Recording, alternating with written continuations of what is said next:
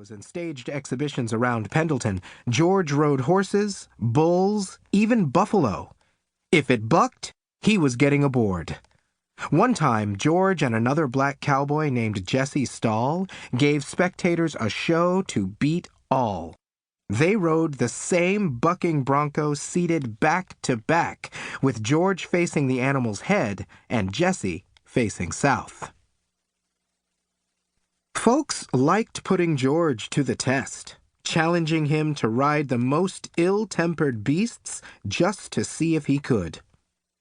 One day, he took a dare and mounted a bad bronc on a city street in downtown Pendleton. He rode the buck out of the bruiser, but got himself arrested because their dance spilled up onto the sidewalk. George faced a judge and paid the $5 fine, still eager to show off his skill. He got his chance a few months later at the 1911 Pendleton Round-Up. It was the biggest rodeo in the Northwest. 15,000 fired-up fans packed the grandstand. Horse racing, bull riding, steer wrestling, roping, and other tests of cowboy skill, nerve, and vigor brought cheers and groans from onlookers. But nothing beat the Saddle Bronc Championship. 3 top-notch buckaroos made the finals.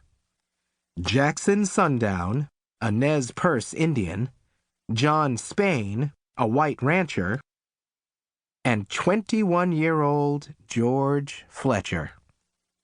The prize was a $350 silver-trimmed Hamley saddle.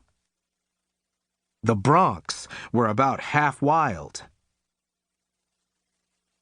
Local stockmen brought their roughest, most unrideable outlaws to the event. Luck of the draw matched them up with riders. Each cowboy pulled a horse's name from a hat, hoping for a rank, hard-bucking cayuse.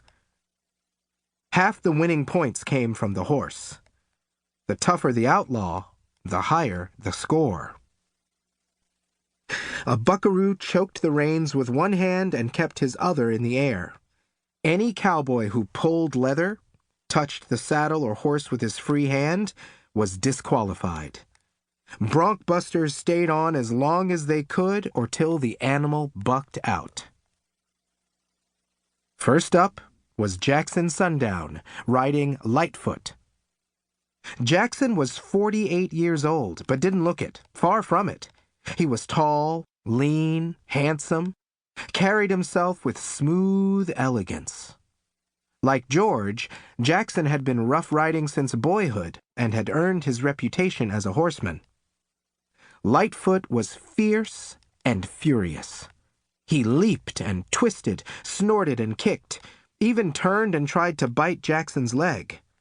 Jackson, his long braids flying, kept his seat until Lightfoot turned tricky and charged into one of the mounted judges. Saddle crashed against saddle, and Jackson's foot wrenched free.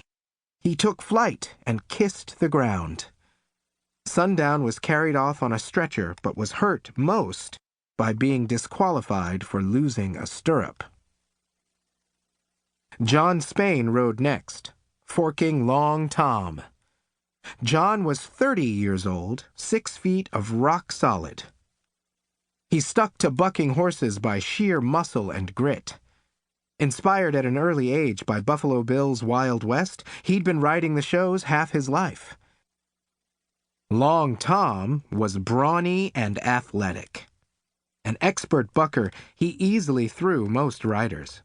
John wasn't most riders. Tom lunged and plunged, pitched and heaved. In a final effort, the outlaw crashed through a wooden fence between the arena and the racetrack. It was a dandy ride, but onlookers claimed Spain pulled leather when Tom broke through the barrier. The judges said they hadn't seen it. At last, it was George's turn.